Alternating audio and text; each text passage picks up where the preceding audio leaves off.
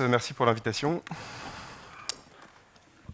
Alors exactement, on m'a demandé de parler des Mac, pas que du Valve in Mac, donc je ne parlerai pas que du Valve in Mac.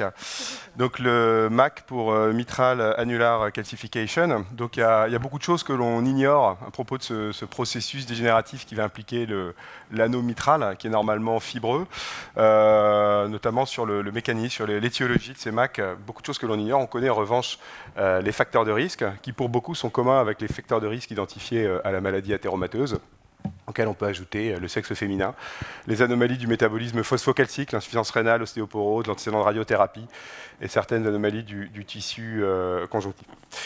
Alors la prévalence, elle est difficile à estimer puisque ça dépend si on a affaire à des séries autopsiques, des séries scanographiques, des échographies, mais s'il faut donner un chiffre, parlons de 5% de la population de plus de 75 ans. Donc c'est quand même une problématique qui est assez fréquente. Et donc elle est caractérisée en fait par une infiltration calcaire à la base de l'anneau postérieur. Et cette infiltration donc va bien sûr peut s'étendre pour aller jusque toucher les feuillets, voire l'appareil sous-valvulaire de la valve mitrale. Ça va entraîner une réduction de la mobilité de l'anneau, des feuillets, ça va tirer sur les cordages qui peuvent finir par se rompre. Donc on a plein de situations possibles. On peut voir des fuites mitrales, on peut voir des sténoses et on peut voir des maladies mitrales. L'évaluation des Mac, elle est vraiment difficile, notamment pour l'échographiste, parce que c'est donc une évaluation qui est complexe, puisque en plus de la Mac, il va souvent y avoir une polyvalvulopathie. 50% des Mac ont des rétrécissements aortiques associés.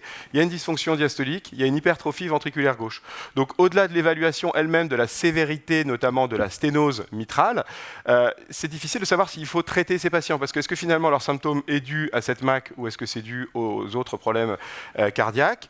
On va le voir, les MAC sont clairement associés avec une augmentation de la mortalité toute cause. Le MAC donc, est souvent associé à une maladie systémique qui va souvent gréver le pronostic. Et puis le bénéfice d'un traitement de ce MAC n'a jamais été démontré. Et il y a un très beau papier qui vient d'être publié par l'équipe de Bichat avec Marina Urena en premier auteur, qui montre que ces procédures valve in Mac seraient futiles chez près de 50% des patients. Alors quel traitement? Évidemment, en premier lieu, c'est le traitement chirurgical. On s'en doute, les chirurgiens ne sont pas forcément très enclins à traiter ces patients qui ont des comorbidités. Il va falloir se poser la question, que faire vis-à-vis de ces calcifications? Est-ce que je la respecte? Est-ce que je la résèque? Il y a plein de papiers sur différentes techniques opératoires, de réparation, de remplacement valvulaire. Mais évidemment, on s'en doute, c'est des procédures compliquées avec des risques qui sont importants. Et puis, donc, ça a été montré récemment dans une grosse série. Clairement, la chirurgie des MAC est associée à une surmorbidité et surtout une surmortalité péri-opératoire. Donc, bien sûr, ces patients vont souvent être récusés pour la chirurgie. Alors, il y a des patients qui vont présenter des fuites, des formes mitrales pures, comme ici ce patient qu'on a traité il y a quelques années. Vous voyez qu'il a une fuite mitrale indiscutable avec une MAC extensive, une calcification qui prend toute l'épaisseur de la paroi. Et donc, malgré son jeune âge, le chirurgien a récusé ce patient. Donc, on a traité par MitraClip avec mise en place de 2 clips et on a un contrôle à 3 ans qui est disponible et qui est tout à fait satisfaisant. Donc, ce tableau, Christophe a montré un tableau tout à fait similaire. Donc, c'est bien pour insister que les calcifications de l'anneau ne sont pas une contre-indication MitraClip. C'est vrai que la procédure est un petit peu plus compliquée, mais en aucun cas contre-indiquée. Là où ça peut poser problème, c'est lorsque les calcifications sont vraiment sur le site précis de grasping ou bien sûr qu'il y a une véritable sténose préalable. On a un registre tout récent là, qui est InPress dans Eurointervention, qui est le registre espagnol, et qui montre que les procédures de réparation bord à bord ont des résultats tout à fait similaires, en tout cas pas de différence significative, que l'on traite des MAC ou pas de MAC, avec peut-être une petite augmentation des gradients chez les patients qui ont un MAC, mais sans qu'on atteigne des degrés de sténose inquiétantes. Alors donc bien sûr, on a une sténose liée à une calcification annulaire, donc ça semblait assez licite de se dire tiens ça ressemble à un RAC, donc on va utiliser le traitement du RAC, donc une valve balloon expandable pour aller mettre dans ces MAC. Donc ça a été fait depuis quelques années, vous voyez ici les résultats du premier registre multicentrique qui a été publié en 2016, donc on est sur 64 patients, donc à l'époque on avait majoritairement des XT avec des procédures qui étaient réalisées par voie transapicale dans 45% des cas, et vous voyez des résultats qui sont globalement mauvais. Succès technique, 72%. Donc on a quand même 28% d'échecs techniques. Nécessité d'une deuxième valve, 17%. Des durées de séjour qui sont extrêmement longues. Une mortalité à 30 jours qui est de 30%. Bien sûr, c'est une procédure à risque, avec beaucoup de risques associés, mais s'il faut en citer que 3, la migration de prothèse, l'obstruction de chambre de chasse et la fuite paraprothétique. On l'a malheureusement expérimenté. Je vous montre ce cas, 69 ans, il est très symptomatique. Il a un rétrécissement aortique et une maladie mitrale sur MAC. On lui a fait un double remplacement donc, par voie transapicale, un TAVI plus un TAVI mitral. On était très contents, on avait un bon résultat. Et puis ce patient, il est revenu 2 mois après en œdème pulmonaire. On veut bien le comprendre. On voit une fuite paravalvulaire qui est extrêmement importante. Sur le scanner, on voit qu'il y a en fait une migration, un déplacement secondaire de la prothèse. Et donc voilà, comme l'a montré Benoît tout à l'heure, on a dû mettre en place de Vascular Plug 3 pour corriger cette fuite. On l'a mis dans le registre, rassure-toi Benoît. Donc pourtant, l'analyse du scanner doit nous aider à limiter ces complications. Notamment, il y a l'utilisation du MAC score qui va en fait prendre en compte l'étendue des calcifications, que ce soit sur le pourtour de l'anneau, que ce soit sur l'épaisseur du myocarde, l'implication ou non des trigones et des feuillets. Et dans ce papier, c'est clairement montré que les patients qui vont présenter une migration secondaire sont en fait les patients qui avaient des MAC scores qui étaient relativement bas.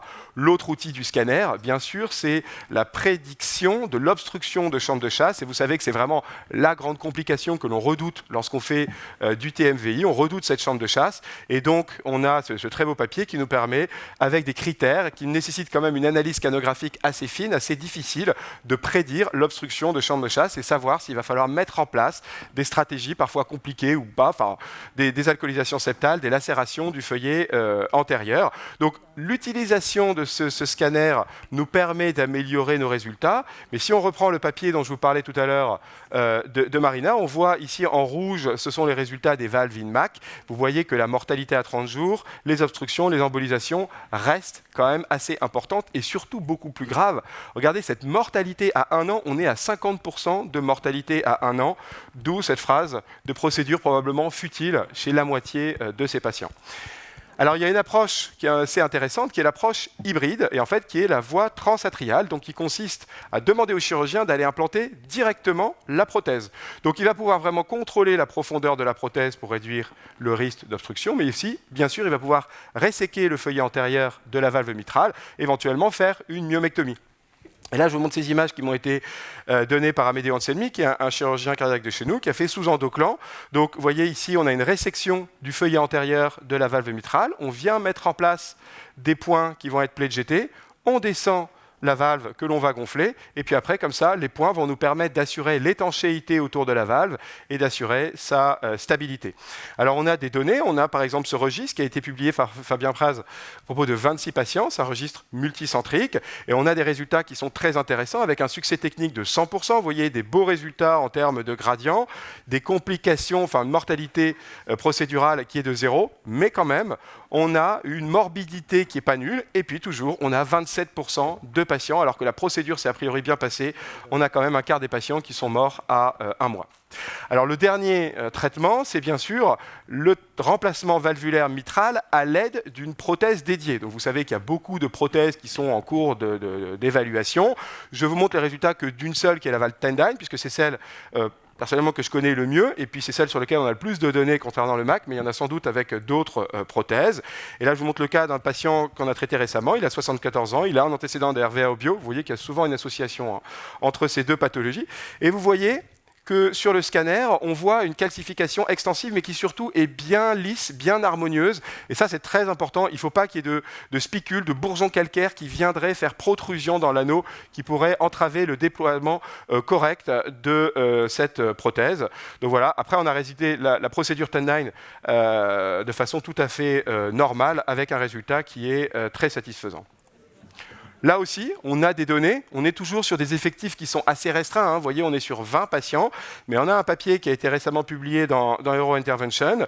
Sur ces 20 patients, on a un succès technique qui est de 95%. On a des résultats en termes de performance de valve qui sont excellents. Vous voyez, pas de fuite résiduelle, pas de fuite paraprothétique, des gradients qui sont tout à fait bons, mais quand même, à 1 an, on a toujours 40% de mortalité. Voilà, donc la conclusion, c'est que les MAC, c'est quand même pas un problème exceptionnel. On en voit régulièrement. La gestion de ces patients, elle est difficile. Et là, encore une fois, je pense que la Heart Team doit se prononcer pour savoir quel est le traitement optimal pour tel ou tel patient, puisqu'on a vu qu'il y a une multitude de procédures de présentation de patients. La chirurgie, bien sûr, mais elle est souvent contre-indiquée, elle est difficile. Pas oublier que les formes d'IM pures peuvent être éligibles à la réparation bord à bord. Et puis après, on a des procédures avec des valves, qu'elles soient dédiées ou non, avec une morbimortalité qui est importante, un problème de screen failure quand même pour les valves dédiées, et puis surtout, évitons les procédures futiles quand on voit qu'on a toujours entre 40 et 50% des patients qui sont décédés un an après une procédure même couronnée de succès. Je vous remercie de votre attention.